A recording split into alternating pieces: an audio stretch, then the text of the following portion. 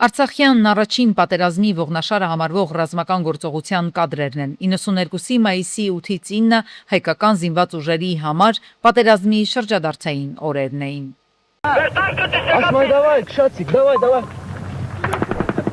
Ադրբեջանական զինված ուժերը օկուպացված Շուշիի բարձրադիր հատվածներից անընդհատ հրետակոծում էին Ստեփանակերտը, հարյուրավոր կամավորներ եւ զինվորականներ ձեռնամուխ եղան ադրբեջանցիների հարսանիքը կազմակերպելու կեռներում։ Հարսանիք լեռներում ծածկանունը կրող գործողությամբ անցան Բերդաքաղաքը ազատագրելու գործընթացին։ Մի քանի ուղղություններով մոտենալով քաղաքին մերոնք շրջափակելով վերահսկողություն հաստատեցին Շուշիում։ Մենք սկսելու ենք առաջ գտնել, այսինքն ես խմբի կեսը կթողամ, խմբի կեսը կտանեմ առաջ։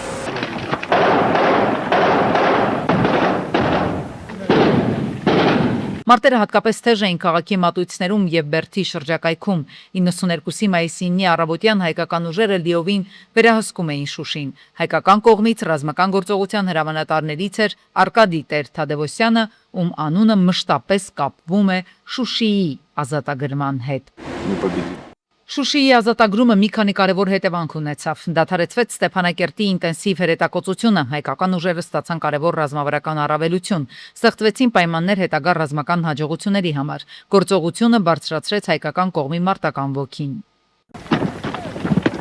Հաղթանակի կենաց Աստված։ Ողջույն, հաղթանակի կենացը։ Լավ է դուշման։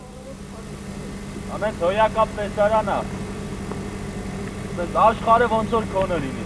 Օրվա խորհուրդը մայիսի 9 երկար տարիներ նշվել է որպես եռատոն Շուշիի ազատագրում, հայրենական մեծ պատերազմում հաղթանակ, Արցախի պաշտպանության բանակի կազմավորման օր։ Շուշիի ազատագրումը մինչև այսօր շատերի համար ազգային միասնության պայքարի ու հաղթանակի խորհրդանիշն է։ Ամեն տարի մայիսի 9-ին եւ Հայաստանում եւ Արցախում հիշել են հերոսներին, խոնարհվել զոհվածների հիշատակի առաջ։ Մեր հաղթանակի այդ բերկրանքը ոնց որ այդ բերքը մենք քաղել ենք։ Արավիր լամբի մեջ մտագոտ է մար, Շուշին այսօր էլ հայ ժողովրդի հիշողության ցավի ու հույսի քաղաքն է։ Նրա քարերի մեջ են ապրում հաղթանակի պատմությունն ու վերադարձի հավատը։ Եվ գալու է օրը, երբ հայկական զանգերը դարձյալ կղողանջեն Շուշիում, կկանչեն Սուրբ Ղազանչեցոց, իսկ քաղաքը կա եւ կմնա հայկական մշակույթի հիշողության եւ կյանքի կենտրոններից մեկը։ Գյորջյան Կասկադ 60 ամիս փուլային վճարում բազմաթիվ առավելություններ։ Քաղաքացիական պայմանագիր կուսակցությունը քարոզարշավը սկսել է Սյունիքից, կուսակցության անդամների կանգառներից մեկը Անգեղակոտ գյուղում էր։ Բնակիչների հետ զրույցում Նիկոլ Փաշինյանը թվեց այն սոցիալական ձեռքբերումները, որոնց հասել են նախորդ տարիների ընթացքում։ Առաջնային թիրախային խումբը թոշակառուներն են։ 2018 թվականից հետո մենք փաստացի դե ֆակտո դե յուրե իրար հետ երևի 5-6 անգամ թոշակները Հայաստանում բարձրացրել ենք։ Ընդ որում սկզբից նվազագույն կենսաթոշակը մենք համապատասխանել ենք նվազագույն պարենային զամբյուղին։ Հիմա նվազագույն թոշակը ավելա նվազագույն սպառողական զամբյուղից եւ նաեւ առողջության ապահովագրությունը։ Մարդկանց հետ զրույցի ընթացքում անդրադարձան նաև անասնապահությանը։ Այսօր արդեն պարզ է, ժամանակակից անասնապահության պայմաններում նախիրն ուղակի դաշտ դուրս բերելը արդյունավետ լուծում չէ, նշեց Փաշինյանը։ Նրա կարծիքով հնարավոր է կաթի գինը սուբսիդավորել 1, 2 կամ 3 տարի, սակայն այդ մեթոդով արտադրված կաթը երկարաժամկետ հեռանկարում մրցունակ չի լինելու եւ ի վերջո, որպես արտադրանք ունենալու է 0 արժեք։ Ոչ մեկ չի ուզում իր երեխու համար կաթ եւ իր ընտանիքի համար առնի կաթ եւ մածուն, որը 1000 ներողություն, ես չեմ մեղավոր, կյանքն է տենց փոխում, որը ձեռով է կթած, որը ձեռով կթվում է, լցվում է դույլի մեջ, դույլից լցվում է ուրիշ բանի մեջ, միջեսը մարշչանից փոխվում է։ Դրա համար մենք ինչ ենք անում։ Մենք անում ենք խելացի անասնագոմերի ծրագիր։ Գորայքից ընդհանրապես նախիր պետքա դուրս չգա, որպեսզի գորայքի կաթի գինը սուբսիդավորման կարիք չունենա։ Քարոզարշավի ընթացքում ամենուրեք խոսում են ջրի խնդրից։ Առաջիկա 5 տարիների ընթացքում առաջնահերթությունների շարքում կարևոր տեղ են զբաղեցնելու ջրային խնդիրները, մասնավորապես ոռոգման եւ խմելու ջրի հարցերը, նշեց քաղաքացիական պայմանագրի ղեկավարը։ Նա հավելեց, որ ջրի հետ կապված խնդիրները տարբեր վայրերում արդեն բարձրաձայնվել են եւ իշխանությունները դրանք արձանագրել են, մեծ կարեւորություն են տալիս դրանց ու պարտավորվում են լուծել խնդիրը։ Ուժեղ Հայաստանը նախընտրական քարոզարշավը սկսում է ազգային ժողովի դարպասների առջևից, խորհրդանշական է նախ օրը, հետո նաև Բաղրամյան 19 հասցեի ընտրությունը, 8 տարի առաջ հենց այս օրը Հայաստանում եղավ իշխանափոխություն։ Ինչ փոխվեց մեր երկրում նույն այս ընթացքում, հարցնում է Ուժեղ Հայաստան կուսակցության ցուցակը գլխավորող Նարեկ Կարապետյանը եւ արձանագրում. ոչինչ բացառությամբ այն հանգամանքի, որ փոքրացան Հայաստանի սահմանները։ Այն շրջաններում, որտեղ պետությունը չի կարողացել աշխատատեղ ստեղծի, անգամ այդտեղ մարդկանց գոնե առաջ հնարավորություն էր տրվում գնային արտագնա աշխատանքի։ Դա ռիսկի տակ են դնում։ Հայաստանը միլիարդավոր դոլարներ է արտահանում։ Բերքը մեր ամբողջ գյուղատնտեսական արտահանվում է։ Ռիսկի տակ ենք դնում։ Մի ուղակի մի քանի նկարի համար։ Այսպես չեն վերաբերվում սեփական ժողովրդին։ Շոուն լավ բան է, եւ դա արժեք վատ, արժեք չունի։ Լուսավոր Հայաստան կուսակցությունը նախընտրական քարոզարշավը սկսել է Երասխից, որտեղ տարիներ առաջ պետք է ամերիկյան ներդրումներով մետալուրգիական գործարան կառուցվեր։ Սակայն Ադրբեջանի պահանջով շինարարությունը կանգ առավ։ Լուսավոր Հայաստանը ընտրություններին մասնակցում է պաշտպանիր ինքնությունդ կարգախոսով։ Ընտրարշավի ընթացքում քաղաքացիները քաղաքական թիմին կտեսնեն ազգային ինքնության խորհրդանիշերով զարդարված վահանով։ Մեր թիմը այս ընտրություններին մասնակցելով սպառողական խոստումները մի կողմ դրած խոսում է այն խնդիրներից, որոնք պաշտպանելու են մեր հայկական պետականությունը, Հայաստանի Հանրապետությունը։ Հունիսի 7-ին գնալով ընտրական տեղամասեր, քվեարկելով 19 քվեաթերթիկով, ընտրելով մեր թիմին, դուք հնարավորություն եք ստանալու այս խնդիրները կարգավորել։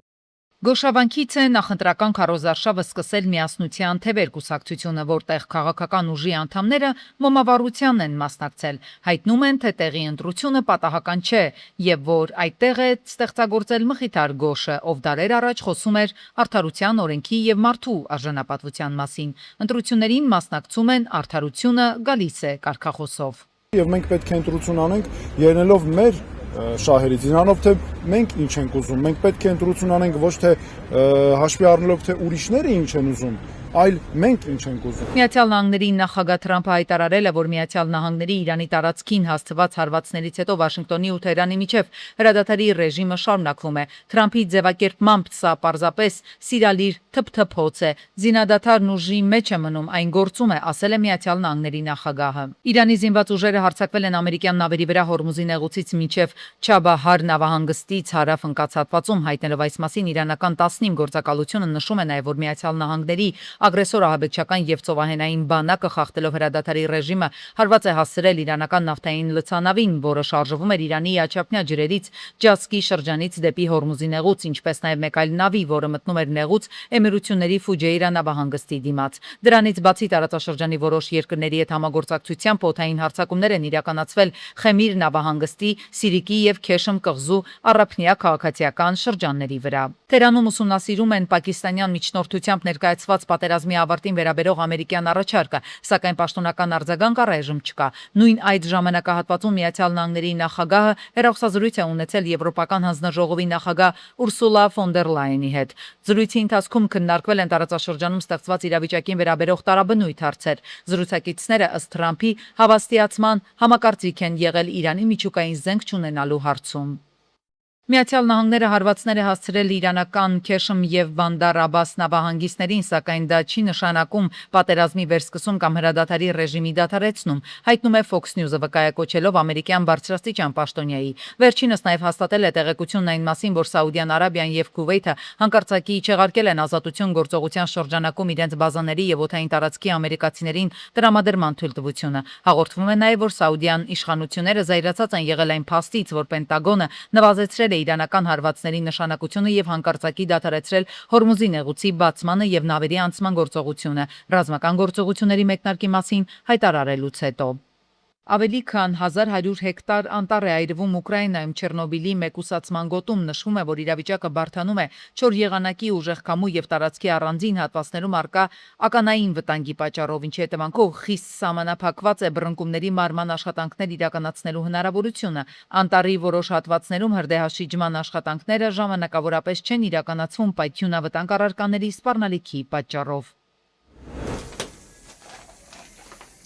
Մայրաքաղաքում Շերամի փողոցում ամառանոցային մեկ տարածքում գտնվող շինությունում հրդեհ է բռնկվել։ Մինչ շեշների ժամանումը նշված կրակի դեմ պայքարել են քաղաքացիները, այդ թվում ազգությամբ հնդիկները։ Հետո շեշները մարել են կրակը։ Ներսում հայտնաբերվել է հնդիկ տղայի կիսամոխրացած մարմին։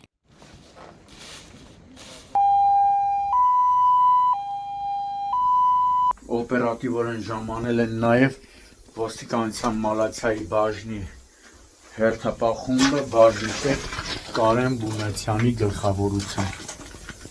Տունը, որտեղ տեղի է ունեցել հրդեհը, գազաֆիկացված չէ, իսկ կրակն առաջացել է 3 կիլոգրամանոց գազաբալոնից, որը հայտնաբերել են հրշեջները։ Տեղում էին Գազպրոմ, Արմենիա Տրանսգազ եւ Երևանի ԳԳՄ-ի աշխատակիցները։ Ահա հայտնաբերվել է նաև գազաբալոնը, տեսնում եք, որով որ շահագործել են, օգտագործել են, որից որ հրդեհը բռնկվել է։ Սա այդ գազաբալոնն է, այդպես էին նշում։ Քրեական բարույթ է նախաձեռնվել, հանգամանքները պարզվում են։ Մարտի 8-ին մահվան ելքով հրահրթ է տեղի ունեցել Արագածոտնի մարզում 28-ամյա Վարդանը Մերսեդեսով աշտարակ քաղաքի Տիգրան Մեծ 120 հասցեի դիմաց հրահրթի է ենթարկել 59-ամյա Անդրանիկին, վարորդը փախուստի չի դիմել։ Օպերատիվորեն ժամանած աշտարակ բժշկական կենտրոնի շտապօգնության բժիշկների հերթապահ խումբն արձանագրել է հետիոտնի մահը։ Մայիսի 8-ին Կոտայքի մարզում Նորգեղի բնակավայրի Ֆրոնտիկ Թևոսյան փողոցում բախվել են թիվ 253 երթուղին սպասարկող ժողթոնք ավտոբուսը, BMW X5-ը եւ Mazda-ն։ 4 հոգի տեղափոխվել են տարբեր հիվանդանոցներ, վիրավորներին առաջին օգնության են հասել քաղաքացիները, օպերատիվորեն ժամանած շտապօգնության բժիշկների հերթապահ խմբերը։ Նրանք վիրավորներին մինչև հիվանդանոց տեղափոխել է, տեղում առաջին բուժօգնություն են ցուցաբերել։ Օպերատիվորեն ժամանել են ներքին գործերի նախարարության, ոստիկանության, Պարեկային ծառայության, Կոտայքի մարզի գումարտակի պարեկները։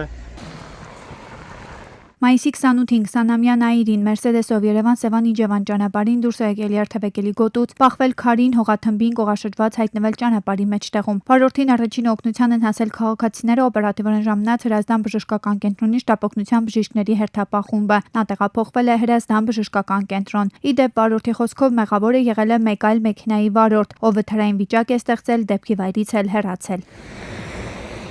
Օպերատիվորեն ժամանել են ներքին գործերի նախարարության, ոստիկանության, Պարեկային ծառայության, Կոտայքի մարզի գումարտակի պարեկները։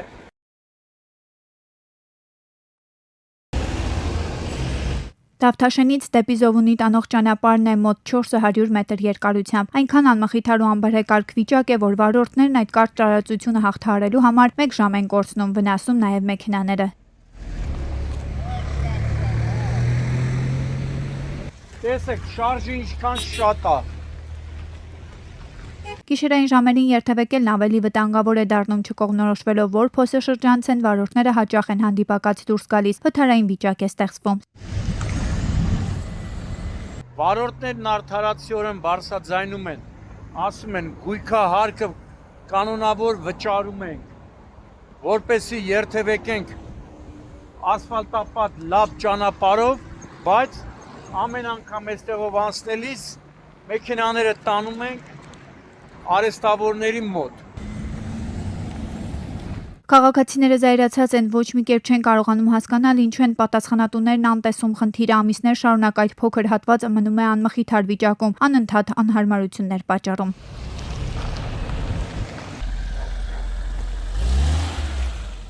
Անմխիթար է նաև Կարբի Օհանավան մի քանի կիլոմետրանոց ճանապարհի վիճակը, փոսերն այնքան շատ են, որ մեքենաներն ամեն պահի են վնասվում, անվահեծաններ են կոտրվում, իսկ շտապօգնության բժիշկների հերթապահ խմբերից կանչի վայր հասնելու համար երկար ժամանակ է պահանջվում։ Պիտի նաև վիոլա ջուր է այստեղ անելիք ունեն, որտեղ հիմա տեսեք, արդեն քանի մոտիկացանք այս հատվածներին, գարշաուտը սկսեց։ Այստեղ կա նաև կոյուղու խնդիր, կոյուղատարի սարքելու խնդիր։ Պիտի վիոլա ջուրին, եթե վիոլա ջուրն է։ Դեռ մի քանի տարի առաջ ըստ բնակիչների խոստացել էին նորոգել այդ մի քանի կիլոմետրանոց ճանապարհը, բայց գործընթացը ձգձգվում է։ Հիմա քաղաքացիները նորից հիշեցնում են խնդրի մասին, ուզում են երթևեկել մաքուր, առանց փոսերի, արտաքին լուսավորությամբ ապահովված ճանապարհով։ Մասիս խոշորացված համայնքի Սիս գյուղում գազի կարիք կա։ 3 տարի առաջ էր, որ Մասիսի համայնքապետարանի միջոցներով գյուղում գազատար համակարգ է կառուցվել։ Խողովակաշարը փաստացի կա, բայց բնակիչները զրկված են կապույտ վառելիքից։ Այս տարիքով մարդը իր տունը տաքացնող հայտ։ Աթարով։ Հիմա ես նմանատիպ բառեր չեմ օգտագործել, բայց մարդիկ ամեն մեկը իր ճարով ինչ որ ամիշով բանով ունեն արտասում։ Մեր խնդիրը որ գազն է։ Արդեն 21-րդ դարն է, տամոս է էլի։ Գազապի կասված է, հասել են գյուղը, բայց միացումները տված չեն։ Պատճառը ինքնա մենք էլ չգիտենք։ Հատկապես ձմռանն է կյանքը գյուղում ծանրանում, տները ստիպված հոսանքով կամ փայտով են ջեռուցում։ Գազատարը գյուղից դպրոց է հասնում, բայց շենքը փայտով են ջեռուցում։ 4 տարի արդեն խողովակները ամբողջ փողոցներով բանով քաշված է, ընդհանրապես մի հատ միացում կան։ Դա է, այդտեղ լուրջ ֆինանսական խնդիր մենք չունենք։ Ասին կարված է լուրջը ոնց է։ Լուրջ ֆինանսական խնդիրը արված է, բայց մեր խնդիրը այն է, որ ամեն բնակիչ ունենա իր գազամատակարարումը եւ ունենա գազ։ Սիս գյուղի բնակիչները խնդրանքով դիմում են պատասխանատու բոլոր կառույցներին, գործնական քայլեր են ուզում, որպեսզի 21-րդ դարում իրենք էլ տներում գազ ունենան։